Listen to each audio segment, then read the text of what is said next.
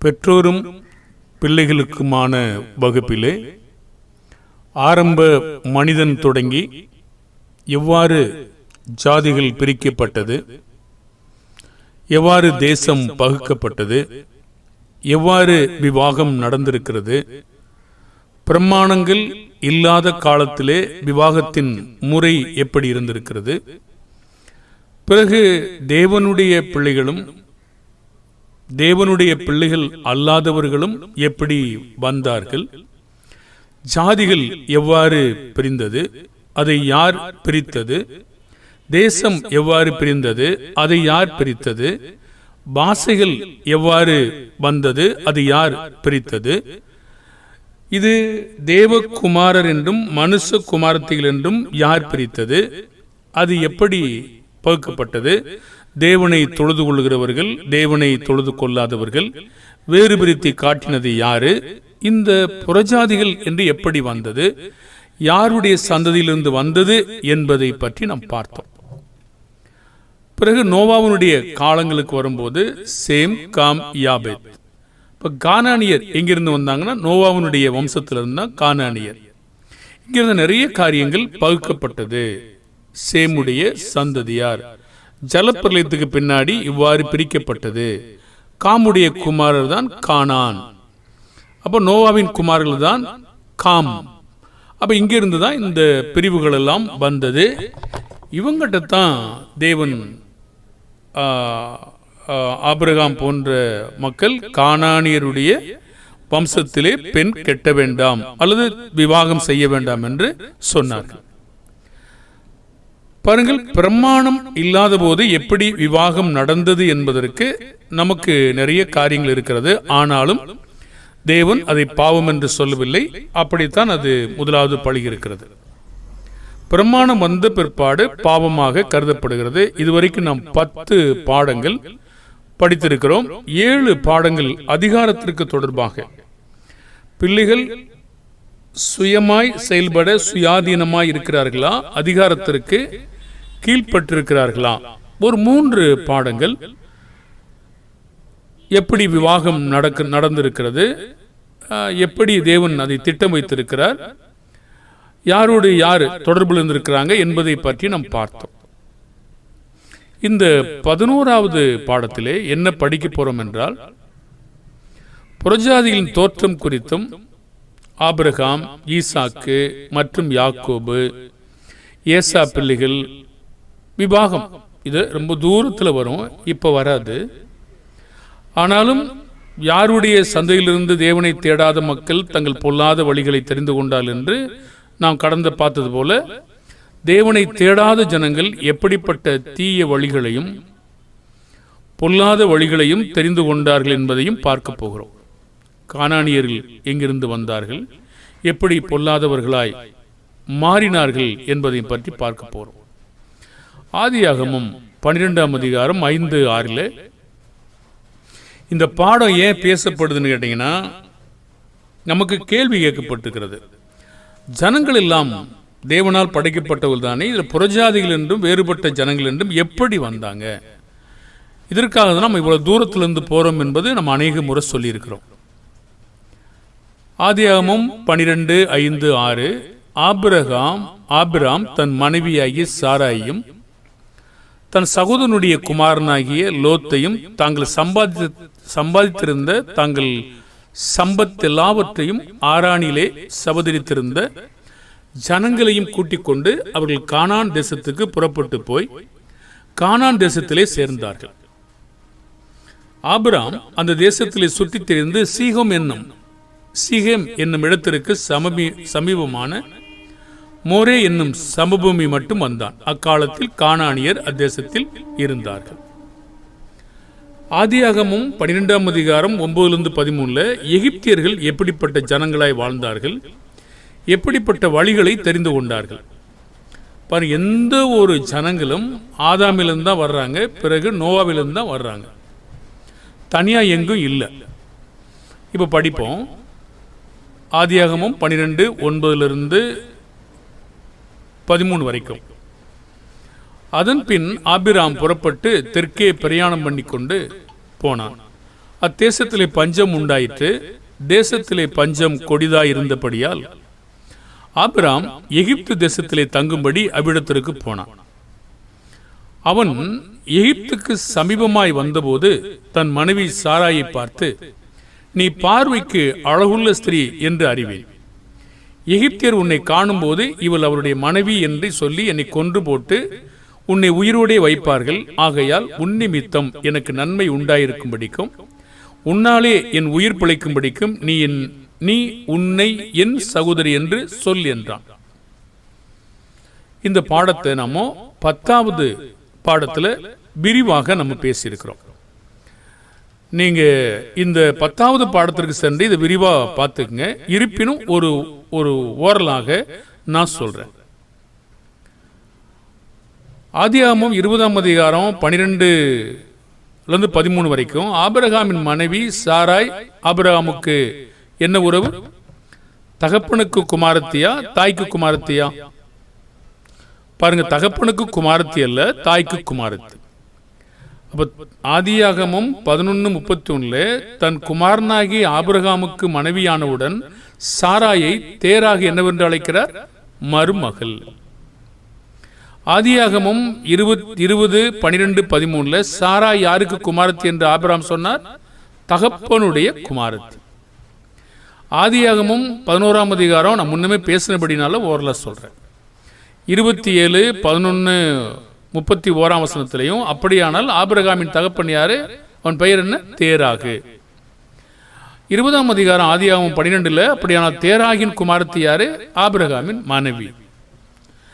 ஆதியாகமம் 11:31 சாரா யாருடைய மருமகள்? தேராகின் மருமகள்.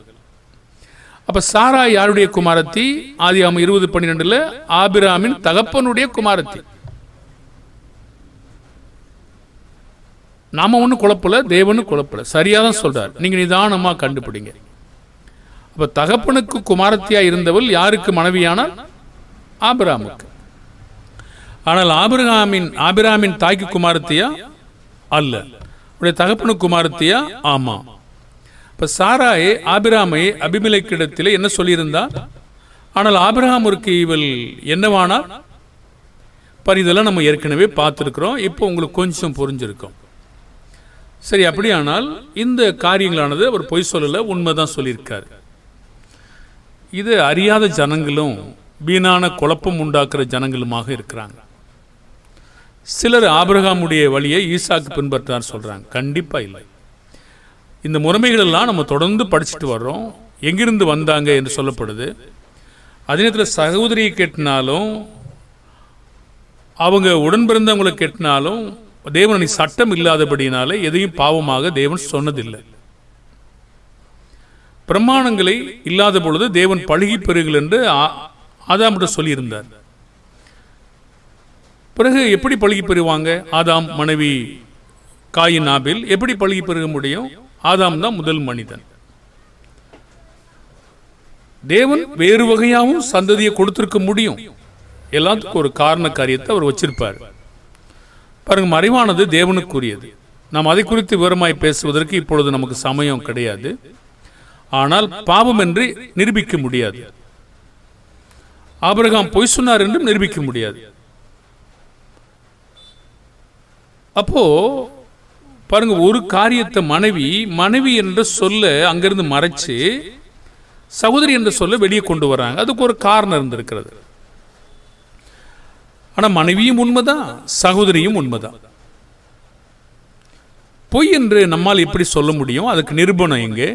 நிரூபணம் ஒன்றும் இல்லை. எதற்காக சொன்னார் என்றும் சொல்லப்படுகிறது. ஏன்னா ஆதியாகமம் 20:11 அதற்கு ஆபிரகாம் இவ்விடத்தில் தெய்வ பயம் இல்லை என்றும் என் மனைவி நிமித்தம் என்னை கொன்று போடுவாள் என்றும் நான் நினைத்தேன் என்று அபிமெலேக்கு சொல்றார். எகிப்தியர்களுக்கு தெய்வ பயம் இல்லை. 20:10 பார்த்தோம். பின்னும் அபிமெலேக்கு ஆபிரகாம் நோக்கி என்னத்தை கண்டு இந்த காரியத்தை செய்தாய் என்றான். பாருங்க, அவங்க அந்நிய மனுஷங்களா இருந்தா கூட சிலர் தெய்வ பயமா இருக்காங்க. ஏன்னா பின்னாடி நம்ம பார்க்கும்போது நான் உத்தம இருதயத்தோட செய்தேன் என்று அவர் சொல்றாரு. தேவ பயமில்லாத பிள்ளைகள் மத்தியிலும் தேவ பயம் உள்ளவர்கள் தொடர்ந்து இருக்கத்தான் செய்கிறார்கள். எல்லாரும் நாம் கெட்டவர்கள் என்று சொல்லிவிட முடியாது. ஆனால் தேவ நியமங்களையும் தேவ சட்டங்களையும் தேவ நீதியும் கை கொள்ளாத மக்களை அவருடையவர்களாக அவர் ஏற்றுக்கொள்வது இல்லை. சரி, கண்டிப்பாக அவர் பொய் சொல்லவில்லை. ஆதியாகமம் 13:10-11 சோதோம் எப்படிப்பட்ட இடமாக இருந்தது என்று தேவன் சொல்லுகிறார். பாருங்க, மறுபடியும் சொல்றேன், எல்லா ஜனங்களும் நோவாவிலிருந்து தான் வந்தார்கள். அதுக்கு முன்பு ஆதாமிலிருந்து வந்தார்கள். நோவா ஆதாமிலிருந்து வந்தான். தெரிந்தெடுத்து கொள்ளுதலின்படிதான் தேவனை சேவிக்கலும் சேவனை சேவிக்காததும், பாவம் செய்வதும் பாவம் செய்யாதிருப்பதும், பிரித்தெடுக்கப்படுவதும் பிரித்தெடுக்கப்படாததும் அவரவரை சார்ந்து இருக்கிறது. தேவன் தீர்ப்பு வழங்குகிற பொழுது அவர்கள் எதை தெரிந்து கொள்கிறார்களோ அதன்படிதான் செய்யப்படுவார்கள். 13ஆம் அதிகாரம் 10-11 ஆதியாகமம். அப்பொழுது லோத்து தன் கண்களை ஏறெடுத்து பார்த்து யோர்தான் நதிக்கு அருகான சமபூமி முழுவதும் நீர்வளம் பொறிந்திருக்கிறதாக கண்டான். கர்த்தர் சோதோமையும் கொமோராவையும் அழிக்கும் முன்னே சோவாருக்கு போம் வழி மட்டும் அது கர்த்தருடைய தோட்டத்தைப் போலவும் எகிப்து தேசத்தைப் போலவும் இருந்தது. என எகிப்து என்பது நைல் நதியை கொண்டுள்ளது. இந்த ஏதேன் தோட்டமானது கர்த்தர் உண்டாக்கினது ஆரம்பத்தில் மிக செழிப்பாக இருந்திருக்கிறது. அதை விவரிக்கிறார். இப்ப லோத்து பார்க்கிறாரு, யோர்தானுக்கு அருகான சமபூமி முழுவதையும் தெரிந்து கொண்டு கிழக்கே பிரயாணப்பட்டு போனான். இப்படி ஆபிரகாமுடைய மேய்ப்பருக்கும் லோத்துனுடைய மந்த மேய்ப்பருக்கும் வந்தபோது ஒருவரை விட்டு ஒருவர் பிரிந்தார்கள். இப்ப ஆதியாகமம் 13ஆம் அதிகாரம் 12-13 சோதோமின் ஜனங்கள் எப்படிப்பட்ட வழிகளை தெரிந்து கொண்டார்கள். பல மீண்டும் சொல்லுவோம், அவங்க நோவாவிலிருந்து தான் குமாரர்களிருந்து தான் வந்தாங்க.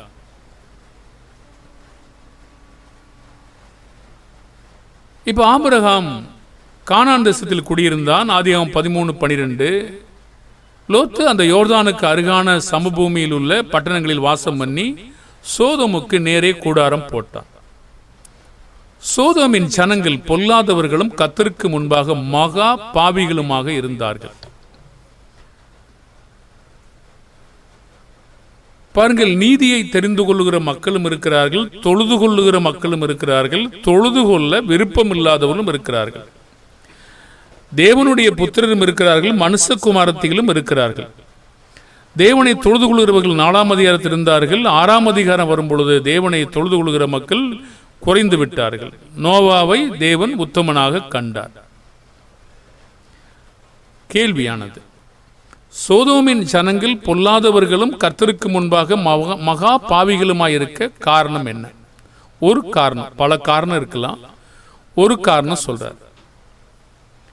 எசேக்கியேல் 16:49 இதோ கர்வமும் ஆகார திரட்சியும் நிர்விசாரமான சாங்கோ பாங்கமுமாகிய இவைகளே உன் சகோதரியான சோதோமின் அக்கிரமம். இவைகளே அவளிடத்திலும் அவள் குமாரத்தினிடத்திலும் இருந்தன. சிறுமையும் எளிமையுமானவருடைய கையை அவள் பலப்படுத்தவில்லை. உமானமாக ஒப்பிட்டு பேசப்படும் போது இதை சொல்றார். ஒரு காரணம் ஆகார திரட்சி. ஆகார திரட்சி மனிதனை பாவம் செய்ய வைக்குமா? நிச்சயமாக இருக்கும். பாருங்கள், இது இருமாப்பு, உணவார்வம், ஆகார திரட்சி, பிறகு சோம்பல்,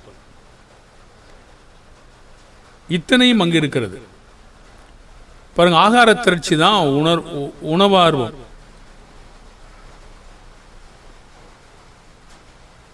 சோம்பல், இந்த மாதிரி காரியங்களும் சாங்கோ பாங்கம். பாருங்க, அப்போ உணவினுடைய ஆர்வத்தை அது சொல்லுகிறது.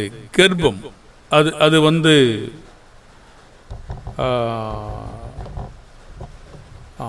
கர்ப்பம் ஒரு பெருமைக்கு தொடர்பான ஒரு வார்த்தை. பொதுவாக வந்து இவைகளெல்லாம் வந்து இருமாப்பு, அதை கூட நம்ம சொல்ல முடியும். கர்வத்திற்கு இருமாப்பு சொல்ல முடியும். உணவு ஆர்வம், அது ஆகார திரட்சி. நிர்விசாரமான சாங்கோபாங்கம், சோம்பல், உணர்வார்வமும் சோம்பல். பாருங்க, அப்ப இத்தனை காரியங்கள் அந்த சோதோம் கெட்டு போறதுக்கான காரண காரியமா இருந்திருக்கிறது நம்ம பார்க்க முடியும். அதுல ஒரு காரணம் உணவு ஆர்வம், ஆகார திரட்சி. பிரசங்கி 10ஆம் அதிகாரம் சிறிது நேரமா நம்ம இந்த ஆகார திரட்சி அல்லது உணவு ஆசைப்படுறது அல்லது உணவு விருப்பப்படுறது, இச்சிக்கிறத பத்தி பார்க்க போறோம். பிரசங்கி 10, 16, 17. ராஜா சிறு பிள்ளையுமாய் பிரபுக்கள் அதிகாலமே உண்கிறவர்களுமாய் இருக்கப்பட்ட தேசமே உனக்கு ஐயோ. 17ஆம் வசனம். ராஜ குலமகனுமாய் பிரபுக்கள் வெறிக்க உண்ணாமல் பலன் கொள்ள ஏற்ற வேளையில் உண்கிறவர்களுமாய் இருக்கப்பட்ட தேசமே நீ பாக்கியம் உள்ளது. இப்போ உணவினுடைய நோக்கம் பலன் கொள்வதற்காக.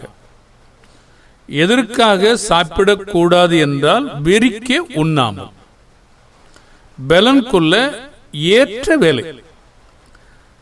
ஏற்ற வேலை எப்போ நமக்கு தேவையாய் இருக்கிறதோ அப்பொழுது நாம் சாப்பிடணும். அதிகாலமே ஏன் அது ஐயோன்னா அவ்வளவு ஆர்வமா இருக்கிறதாக தெரிகிறது பார்த்தா. அதுதான் நீதிமொழிகள் 23:2 போஜன பிரியனாய் இருந்தால் உன் தொண்டையில் கத்தியை வையின்றார். சங்கீதம் 78, 18, 19 பார்த்தீங்கன்னா தங்கள் இச்சைகளுக்கேற்ற போஜனத்தை கேட்டு தங்கள் இருதயத்தில் தேவனை பரீட்சை பார்த்தார்கள். அவள் தேவனுக்கு விரோதமாய் பேசி தேவன் வனாந்தரத்தில் போஜன பந்தி ஆயத்த கூடுமோ, இது பரீட்சை பார்க்கிறதாக.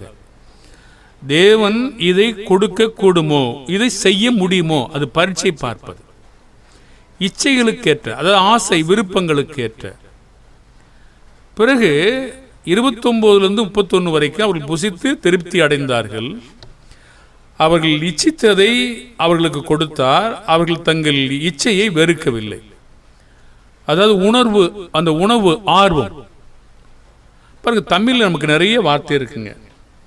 இந்த இச்சை என்ற வார்த்தைக்கு உணவின் ஆர்வம், உணவின் பிரியம், உணவின் ஆசை, உணவின் விருப்பம், இதெல்லாம் ஒரு ஒரு மதிப்புள்ள வார்த்தை, கொஞ்சம் குறைவான வார்த்தை இப்படி இருக்கிறது. அப்ப இது அந்த ஆர்வத்தையும் அந்த விருப்பத்தையும் அந்த ஆசையும் அவங்க சாப்பிட்ட பிற்பாடு கூட வெறுக்கவில்லை என்று சொல்லப்படுகிறது. அதனால் தேவ கோபம் அவர்கள் மேல் எழும்பி அவர்கள் கொளுத்தவர்களை சங்கரித்தது. இஸ்ரவேலில் விசேஷித்தவர்களை மடிய பண்ணிட்டு. பாருங்க, அப்ப கொளுத்தவங்கன்னா சரீர ரீதியா மட்டும் இருக்காது, ஆவிக்குரிய வகையில தேவனை எதிர்க்கிற அல்லது பரீட்சை பார்க்கிற இங்க இருக்கிற சூழ்நிலை அதுதான் இருக்கு. இச்சையை வெறுக்காத இவர்களை மடிய பண்ணிட்டு.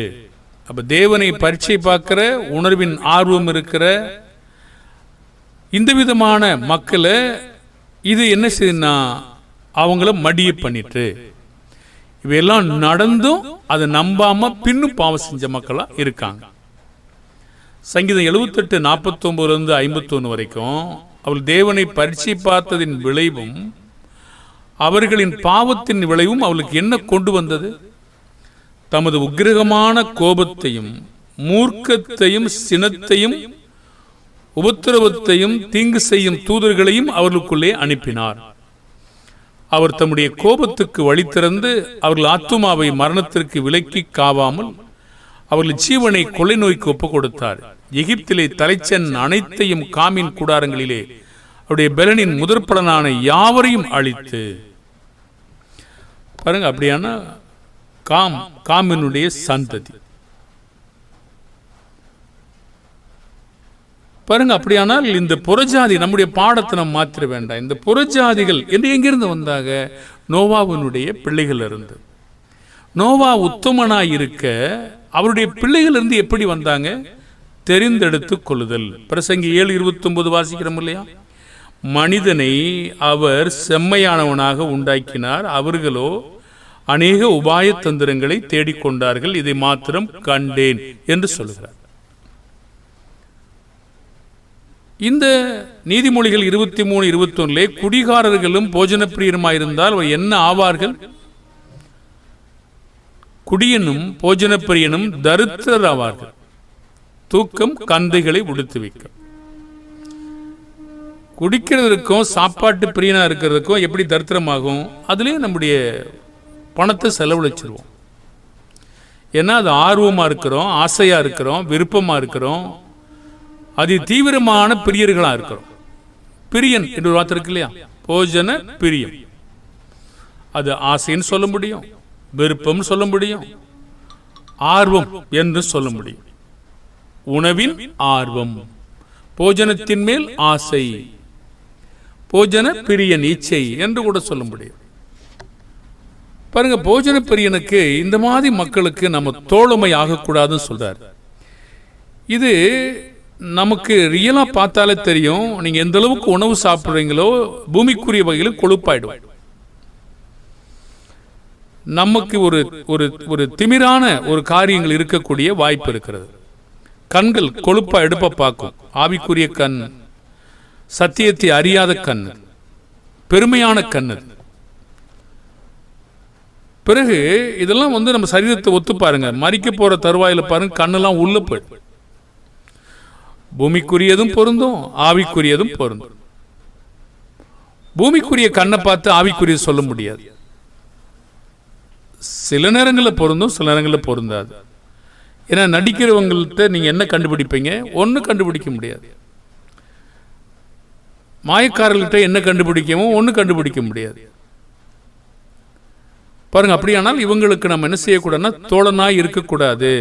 அவங்க அவமானப்படுத்திடுவாங்க.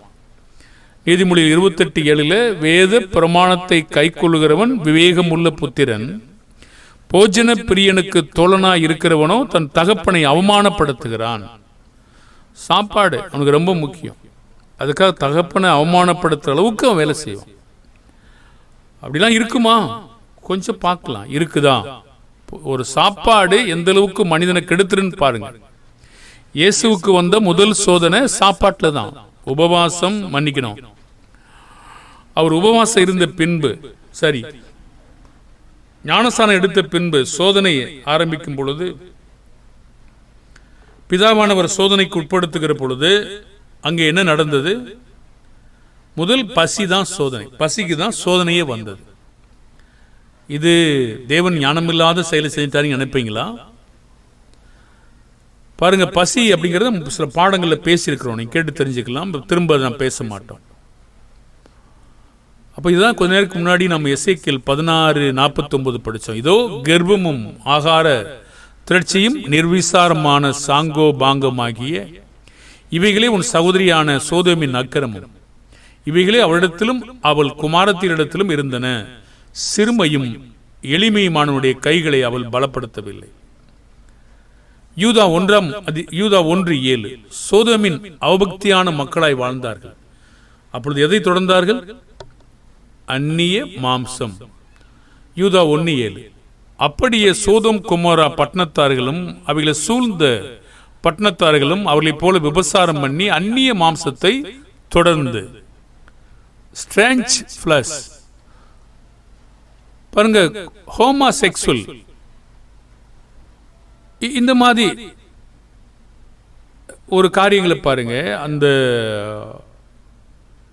வார்த்தையானது அந்நிய மாம்சம் அப்படி கிரேக்கில் நம்ம பார்த்தோம்னா 20:87 நிச்சயமற்ற, மற்ற, வேறுபட்ட, மற்றொன்று, விசித்திரமான, வித்தியாசமான, இன்னொன்று, அடுத்தது. பாருங்க, அப்போ இது பாதி. அப்போ இந்த மாதிரி அனதர் அல்லது செகண்ட் அல்லது அதர் டிஃபரண்ட்,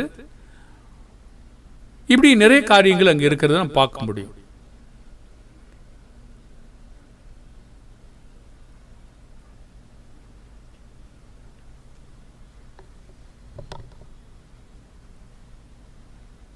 இது அட்ஜெக்டிவ், பெயரிடை, ஒரு பெயரை குறித்து மேலும் சொல்லுது, ஒரு விளக்கமாக இருக்கிறது. இது நம்ம இன்னும் கூர்ந்து கவனிப்போம் என்றால் ரோமர் 1:27, 21, 24 அவர்கள் தேவனை அறிந்தும் அவரை தேவனென்று மகிமைப்படுத்தாமலும் சோத்தறியாமலும் இருந்து தங்கள் சிந்தனைகளினாலே வீணரானார்கள். உணர்வில்லாத அவருடைய இருதயம் வெள்ளடைந்தது. இது நிமித்தம் அவர்கள் தங்கள் இருதயத்தில் உள்ள இச்சைகளினாலே ஒருவரோடொருவர் தங்கள் சரீரங்களை அவமானப்படுத்தத்தக்கதாக தேவன் அவர்களை அசுத்தத்திற்கு ஒப்பு கொடுத்தார். அப்படியே ஆண்களும் பெண்களை சுபாவப்படி அனுபவியாமல் ஒருவர் மேல் ஒருவர் விரகதாபத்தினால் பொங்கி ஆணோடைய ஆண் அவலட்சணமானதை நடப்பித்து தங்கள் தப்பிதத்துக்கு தகுதியான பலனை தங்களுக்கு அடைந்தார்கள்.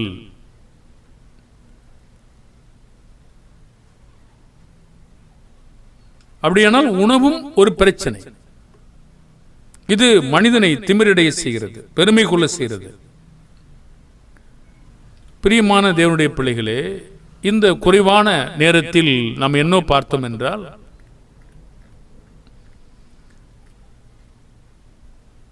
தேவனை தேடாத ஜனங்கள் எப்படிப்பட்ட தீய வழிகளையும் பொல்லாத வழிகளையும் தெரிந்து கொண்டார்கள். கானானியர்கள் எங்கிருந்து வந்தார்கள், எப்படிப்பட்ட பொல்லாத வழிகளாக இருந்தார்கள். எகிப்தியர் எப்படிப்பட்ட ஜனங்கள் தெய்வ பயம் மற்றவர்களாய் வாழ்ந்தார்கள். அப்பொழுது தேவனுக்கு பயந்த மனிதனாகிய ஆபிரகாம் என்ன சொன்னார், அவர் பொய் சொல்லவில்லை என்பதையும் படித்தோம். சோதோம் கெட்டுப்போனதுக்கான காரணம் எகிப்து யாருடைய வம்சத்திலிருந்து வந்த ஜனங்களாய் இருக்கிறார்கள், சோதோம் யாருடைய வம்சத்திலிருந்து வந்த ஜனங்களாய் இருக்கிறார்கள் என்பதையெல்லாம் நாம் பார்த்தோம். பிரியமான தேவனுடைய பிள்ளைகளே, தேவன்தான் எல்லாவற்றையும் உண்டாக்கினார். ஆனாலும் தேவனை தேடுகிறவர்களும் தெய்வ பயம் உள்ளவர்களையும் தேவன் பிரிக்கிறார். புதிய ஏற்பாட்டில் பிரிக்கல, ஆரம்பத்திலிருந்தே அப்படித்தான் செய்கிறார். ஏனென்றால் தேவனை தேடுகிற உணர்வுள்ள மனிதர்களை தேவன் கண்டுகொண்டே வருகிறார். அவர்களை உலகத்திலிருந்து பிரித்து கொண்டு வருகிறார். அப்ப இப்படி பார்க்கிற பொழுது நாம் எல்லோருடையும் விவாகம் செய்ய முடியாது இல்லையா? தேவன் வெறுக்கிற மக்களோடு நாம் சிநேகம் வைக்க முடியாது இல்லையா? உடன்பாடு ஏற்படுத்த முடியாது இல்லையா? தேவனை தேடாத தேவ பயமுள்ள மாம்ச இச்சைகள் உள்ள மக்களோடு நாம் தொடர்பு வைக்க முடியுமா? நம்முடைய பரிசுத்தத்தை கெடுத்து விடுவார்கள். அன்பான தேவனுடைய பிள்ளைகளே, நாம் பாவம் செய்யாமல் நீதியை தெரிந்து கொண்டு அவருடைய வழிகளை தெரிந்து கொள்ளுகிற பிள்ளைகளை தேடி கண்டுபிடிப்போமாக. பிதாவாகி தேவனுக்கு உதவி செய்வார். செபிப்போமா? நீதியுள்ள பிதாவே, நாங்கள் பயந்திருக்க எங்களுக்கு உதவி செய்யுங்க. நீர் எங்களுக்கு காட்டுகிற ஆரம்பத்திலிருந்து பிரிவை ஏற்படுத்துகிற அந்த பிரிவை காணத்தக்கதான கண்களை எங்களுக்கு தாரும். நீர் எல்லாவற்றையும் உண்டாக்கின பொழுது, எல்லாரையும் உண்டாக்கின பொழுதும் நீர் பட்சபாதம் உள்ளவர் அல்ல என்பதை கண்டுபிடித்தோம். உம்முடைய நீதி வழி பெரிது.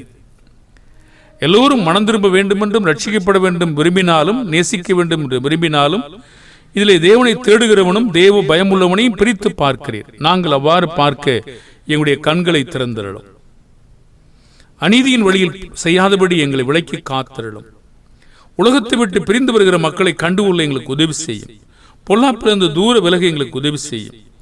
உம்முடைய வழியில் நடக்க எங்களுக்கு உதவி செய்யும். நாங்கள் உம்முடைய கட்டளைக்கு பயந்திருக்க எங்களுக்கு பலன் தாரும். இயேசுவின் நாமத்தில் செபிக்கிறோம் நல்ல பிதாவே, ஆமென். வாழ்த்துக்கள்.